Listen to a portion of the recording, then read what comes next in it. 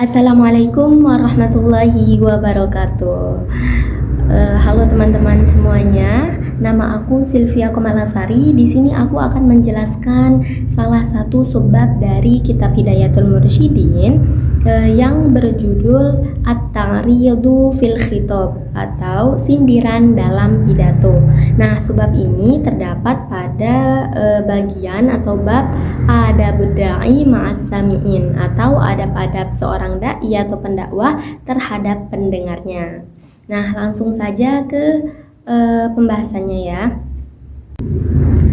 Adab da'i ma'as sami'in, adab atau etika seorang dai terhadap pendengarnya. Wahia katsiratun min ahamiha, adab-adab seorang dai terhadap pendengarnya sangatlah banyak. Salah satu yang paling penting wahwa min daqaiqi hadhihi sina'ah, serta merupakan salah satu teknik halus dalam seni dakwah, ayya surifa man yuridu irsyadahu adir radhilati ilal fadilati bitalwi fil maqal, adalah mengalihkan orang yang ingin ia bimbing dari keburukan menuju kebaikan dengan cara menyiratkan dalam ucapan, wa ta'ridi fil khitabi ma'amkan, dan dengan sindiran dalam pidato sebisa mungkin. Fatta'ridu fi dzalika ablagu minat tasrih, karena sindiran dalam hal ini lebih efektif daripada pernyataan yang jelas atau penyampaian secara langsung. Fa inna ta'ammula fihi idza addahu ila syu'uri bil maqsudi minhu kana awqa'a fi nafsihi. Jika merenungkannya membuat dia merasakan apa yang dimaksud, maka hal itu akan lebih mengena di dalam jiwa. Wa a'zama ta'siran fi qalbi, memiliki pengaruh yang lebih besar di dalam hati. Wa ad'a ila tanabbuhi lil khata' ma'a ma fihi min mura'ati hurmatil mukhatab, serta mendorong untuk menyadari kesalahan sambil tetap memperhatikan kehormatan orang yang diajak bicara. Bitarkil mujaharati bitaubih, dengan tidak menegaskan langsung dalam bentuk teguran. Wa aidan at-ta'ridu la tantahiku bihi sajful haibah, selain itu sindiran tidak akan merusak kehormatan seseorang. Wala yartafi'u ma'ahu sitrul hishmah, dan tidak akan melanggar batasan kesopanan. Amma sarihut taubih wa taqari'u syadidul afif, sedangkan teguran yang tegas dan kritik yang keras, faqad yurisul jar'ata 'alal hujufi bil khilaf, dapat menimbulkan keberanian untuk menyerang dengan perbedaan pendapat. Wa yuhayyijul hirsa 'alal israri wal baqa'i 'ala ma lim 'alaihi, dan dapat memicu keinginan untuk bertahan dan tetap berada pada kondisi yang sama. La siyaman nufusul muntawiyatu 'alal kibr, terutama bagi jiwa-jiwa yang terikat oleh kesombongan. Jadi maksud dari paragraf ini adalah adab seorang dai terhadap pendengarnya itu ada banyak. Salah satunya yaitu sindiran dalam pidato. Nah, sindiran di sini maksudnya adalah menegur seseorang atau menyampaikan sesuatu tapi tidak secara langsung, yaitu tidak kepada orangnya langsung. Misalnya ketika kita pidato, kemudian kita ingin menegur seseorang atau memberikan nasihat kepada seorang, tapi kita tidak menegurnya langsung kepada dia, tapi kita menyampaikannya kepada semua orang dan memasukkan pada kata-kata kita itu kata-kata tersirat yang sebenarnya itu ditujukan kepada dia.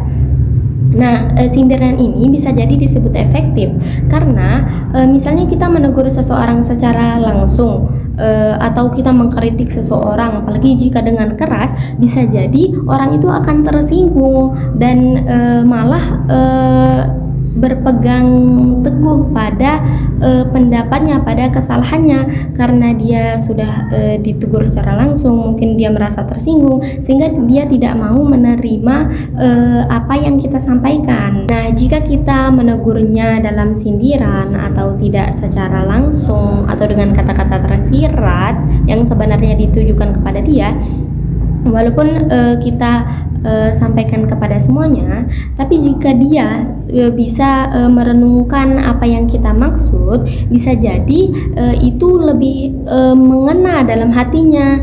Dia bisa lebih mendorong dia untuk menyadari kesalahan-kesalahannya. Jadi memakai sindiran dalam pidato itu bisa jadi lebih efektif daripada kita menegur atau menyampaikan langsung kepada orang yang mungkin membuat kesalahan. Kemudian lanjut, ala tara qawlahu ta'ala fi sya'ni dzalikar rajulul ghayur ala dinillahi wad du'a ilaih. Apakah kamu tidak melihat firman-Nya yang maha tinggi mengenai orang yang sangat peduli dengan agama Allah dan para pendakwah? Bismillahirrahmanirrahim. Wa jaa'a min aqsal madinati rajulun yas'a qala ya qaumi ittabi'ul mursalin ittabi'u man la yas'alukum ajran wa hum muhtadun.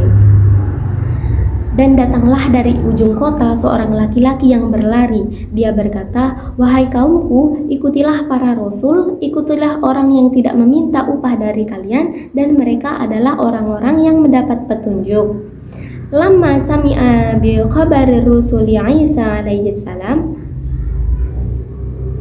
ketika ia mendengar kabar tentang utusan-utusan Isa alaihi salam, wa inkaril qaumi lahum, dan penolakan kaumnya terhadap mereka, hadara musri'an wa da'ahum ila tiba'i haula'ir rasul birifqi walin. Dia datang dengan cepat dan mengajak mereka untuk mengikuti para rasul ini dengan lembut dan ramah.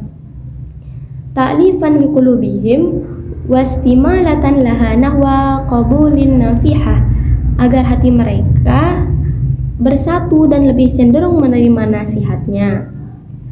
Wa wasafal mursalin bima yuraghibuhum fi ittiba'ihim minat tanazuhi anil gharadid dunyawi. Dia menggambarkan para rasul dengan hal-hal yang membuat mereka tertarik untuk mengikuti mereka, seperti menjauhkan diri dari kepentingan duniawi, wal ihtida'i ila khairid din wad dunya, dan mendapatkan petunjuk menuju agama dan dunia yang baik.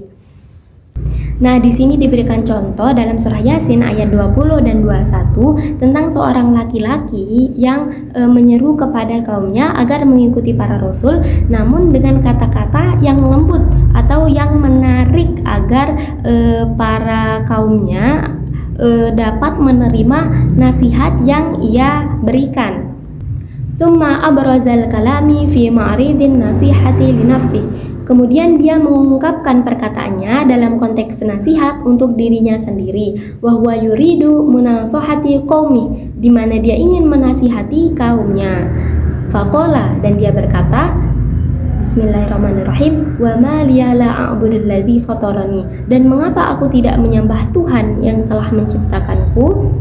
Ayyumani min janibi yamna'uni min ibadatil ladzi khalaqani. Artinya, apa yang menjadi penghalang bagiku untuk menyembah Dia yang telah menciptakanku? Wal muradu taqri'uhum ala tarki ibadati khaliqihim ila ibadati ghairi. Yang dimaksud adalah mengecap mereka karena meninggalkan penyembahan kepada pencipta mereka untuk menyembah selainnya. Kama yunabbi'u anhu qawluh, seperti yang dinyatakan dalam firman-Nya, wa ilaihi turja'un, dan kepadanya lah kalian akan dikembalikan. Mubalighatan fit tahdidi ala wajhil latif, dengan menyampaikan ancaman dengan cara yang halus. Kemudian dilanjutkan dalam Yasin ayat 22, di mana laki-laki ini ingin menasihati kaumnya, tapi dia seolah-olah memberikan nasihat tapi untuk dirinya sendiri, yaitu kata-katanya, dan mengapa aku tidak menyembah Tuhan yang telah menciptakanku. Nah, di sini sebenarnya dia sedang menyindir atau mengecam orang-orang yang menyembah berhala tersebut. Kenapa mereka tidak menyembah Tuhan yang menciptakan mereka? Kenapa mereka malah menyembah berhala-berhala itu? Kemudian summa ada ilal masakil awwali liqasdit ta'kid. Kemudian dia kembali ke pokok bahasan semula untuk menekankan wa ziyadatil idah, dan menambah kejelasan. Faqala, dia berkata, Bismillahirrahmanirrahim. Attakhidhu min dunihi alihatan in yuridnir rahmanu bidurril la tughni anni syafa'atuhum syai'an wa la yunqidhun inni idzal fi dhalalin mubin. Apakah aku akan mengambil Tuhan-Tuhan selain Dia? Jika Tuhan yang Maha Pengasih menghendaki sesuatu yang buruk terhadapku, maka syafaat mereka tidak akan berguna bagiku sedikit pun dan mereka tidak akan dapat menyelamatkanku. Jika demikian, maka sungguh aku berada dalam kesesatan yang nyata. Fawajjahal inkara ila nafsi. Dia mengarahkan penyangkalan atau teguran ini kepada dirinya sendiri. Wa huwa yuridu bihim, padahal yang dimaksud adalah mereka. Aila attakhidhu min dunillahi alihatan wa a'iduha, yang berarti bahwa dia tidak akan mengambil Tuhan-Tuhan selain Allah dan kembali kepada penyembahannya atau berhala. Wa atruku ibadata man yastahiqul ibadah, yaitu kepada dia yang berhak disembah, wa huwallazi fatarani, yaitu dia yang telah menciptakanku. Kemudian ditekankan lagi dalam surah Yasin ayat 23 dan 24. Apakah aku akan mengambil Tuhan-Tuhan selain Dia? Jika Tuhan yang Maha Pengasih menghendaki sesuatu yang buruk terhadapku, maka syafaat mereka tidak akan berguna bagiku sedikit pun, dan mereka tidak akan dapat menyelamatkanku. Jika demikian, maka sungguh aku berada dalam kesesatan yang nyata. Nah, di sini laki-laki itu mengarahkan teguran ini tuh kepada dirinya sendiri, padahal yang dimaksud adalah kepada orang-orang yang menyembah berhala. Jadi dia menyindir bahwa orang-orang yang menyembah berhala itu sebenarnya sedang berada pada kesesatan yang nyata. Mubayyinan hala hadhil asnam allati ya'budunaha min dunillahi subhanahu inkaran alaihim. Dia menjelaskan keadaan patung-patung yang mereka sembah selain Allah sebagai penolakan kepada mereka. Wa bayanan lidhalali uqulihim, dan menjelaskan kebodohan akal mereka, wa kusuri idrakihim, dan keterbatasan pemahaman mereka, li'anni idza fa'altu dzalik akunu saqitan fi wahdatid dhalal alladzi la syakka fih, karena jika aku melakukan itu aku akan terjatuh dalam jurang kesesatan yang tidak diragukan lagi. Fa inna isyraka ma laysa min sya'nihin naf', sungguh mempersekutukan sesuatu yang tidak memiliki kekuasaan untuk memberi manfaat, wala daf'ud darar, atau menolak mudarat, bil khaliqil muqtadir alladzi la qadir ghairuh, dengan Sang Pencipta yang Maha Kuasa yang tidak ada yang mampu selainnya, wala khaira illa khairuhu dhalalun wadih, dan tidak ada kebaikan kecuali kebaikannya adalah kesesatan yang jelas, wa khusranum mubin, dan kerugian yang nyata. Wa hadza ta'ridu bihim, ini adalah sindiran kepada mereka. Hadza sabilul hikmah fasluku, inilah jalan hikmah maka ikutilah. Wallahu ta'ala al-muwafiq lis-shawab, dan Allah Ta'ala adalah yang memberikan petunjuk kepada yang benar. Nah, di sini dijelaskan keadaan orang-orang yang menyembah berhala itu. Sebenarnya patung-patung ini tuh tidak dapat memberikan manfaat atau bahaya kepada mereka, tapi kenapa mereka malah menyembah berhala-berhala tersebut? Karena mereka, orang-orang yang menyembah berhala ini sebenarnya sedang dalam kesesatan. Karena bagaimana bisa mereka itu mempersekutukan Allah yang menciptakan kita dengan berhala-berhala yang bahkan tidak bisa memberikan manfaat sedikit pun atau memberikan bahaya sedikit pun kepada kita. Maka dari itu ini adalah sindiran kepada mereka yang menyembah berhala. Jadi itulah isi pembahasan dari at-ta'ridu fil khitab atau sindiran dalam pidato, di mana adab seorang dai terhadap pendengarnya atau terhadap mad'unya salah satunya yaitu dengan menggunakan teknik sindiran dalam pidato ini, yaitu dengan jika kita ingin menegur atau menyampaikan nasihat kepada seorang, kita itu bisa menggunakan sindiran atau tidak menyampaikan secara langsung kepada orangnya.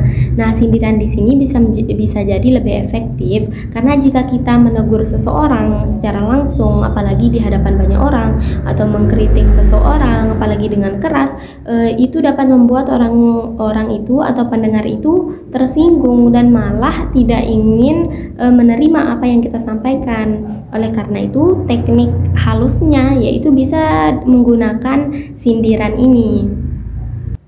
Dan di sini diberikan contoh yaitu pada surah Yasin ayat 20 sampai 24 tentang seorang laki-laki yang ingin menyeru atau berdakwah kepada kaumnya untuk mengikuti para rasul, namun dengan cara halus, yaitu dia tidak mengarahkan perkataannya itu kepada orang yang ingin dia nasihati, yaitu mereka yang menyembah berhala, tapi dia menggunakan atau mengarahkan kata-katanya itu terhadap dirinya sendiri, yaitu kenapa aku menyembah selain Allah atau Tuhan yang menciptakanku.